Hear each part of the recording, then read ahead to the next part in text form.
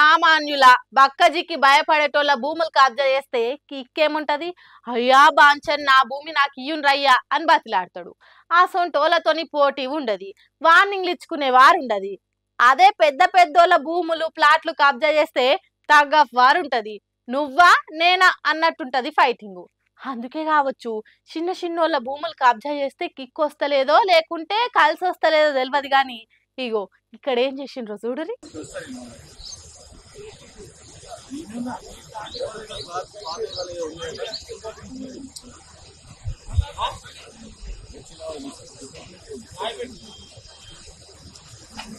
చూస్తున్నారా భూమి చుట్టూన్న ప్రహారీ గోడను ఎట్లా లేకుండా ఊలగొట్టిండ్రు.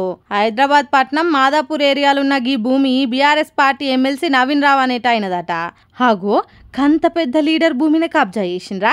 వాళ్ళకి ఎంత ధైర్యం, భూమి జోలికి రావాలంటేనే గజ్జు నోన్కాలే, అసోంటిది ఎమ్మెల్సీ భూమిని ఆక్రమించిండ్రా అంటే వాడేదో డేంజర్ గాడే ఉన్నట్టున్నది. లేకుంటే ఓ ఎమ్మెల్సీ జాగానే మింగుదామని చూస్తాడా? వాడు కూడా పెద్ద తోపుతురుమున్నట్టున్నది. హాగో పోలీసులున్న ప్రహారీ గోడ కూలగొడుతుంటే చూస్తున్నారంటే వాడు ఎసొంటోడో చూడుండ్రి. పోలీసుల అండదండలు, పొలిటికల్ లీడర్ల సపోర్ట్ ఉండుతోని రెచ్చిపోతున్నట్టున్నది.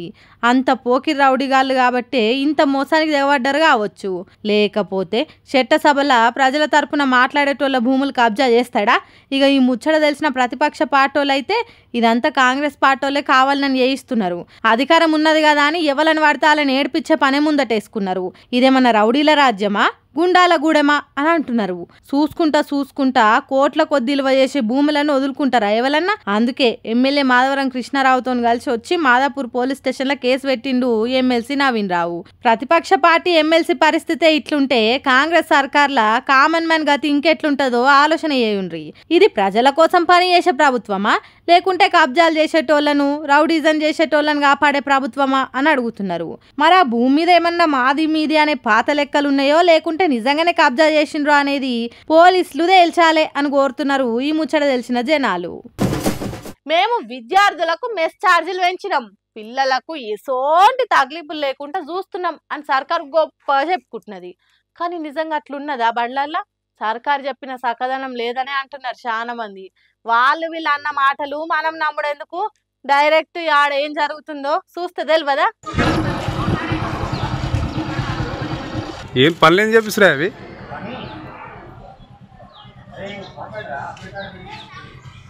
చూసిండ్రా బడిలో తాగేతానికి నీళ్లు లేకపోవడంతోని పిల్లలు ఎట్లా క్యాన్లు మోసుకొని వస్తున్నారో. మినరల్ వాటర్ ప్లాంట్ నుంచి పాటలు పడుకుంటా భుజాల మీద ఎత్తుకొని ఎండలను నడుస్తున్నారు.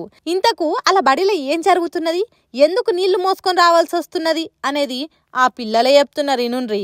నా పేరు కే రమన్, నేను బెంగళూరు మోడల్ స్కూల్లో చదువుతున్నాను. ఇక్కడ వాటర్ ఫెసిలిటీ అనేది చాలా తక్కువగా ఉంది. అసలు వాటర్ అసలు కృష్ణ వాటర్ సప్లై అసలు లేదు. ప్రభుత్వం మమ్మల్ని అసలు పట్టించుకోవట్లేదు. దయచేసి మాకు నీళ్ళు ప్రొవైడ్ చేయాలని క్లాస్ రూమ్లో మనిషికి ₹2 వేసుకొని వాటర్ క్యాన్ బయట నుంచి తెచ్చుకొని మా క్లాస్లో పెట్టుకొని తాగుతున్నారు. అయినా కానీ నాకు వాటర్ క్యాన్ సరిపోతలేదు. ప్రభుత్వం మాకు వాటర్ సప్లై ఇవ్వాలని కోరుతున్నాను. ఇన్నరా పుస్తకాలు పట్టి చదువుకునే పిల్లలే ఒక్కొక్క రూపాయి జమ చేసుకుని క్యాన్ వాటర్ కొనుక్కొని తెచ్చుకుంటున్నారట.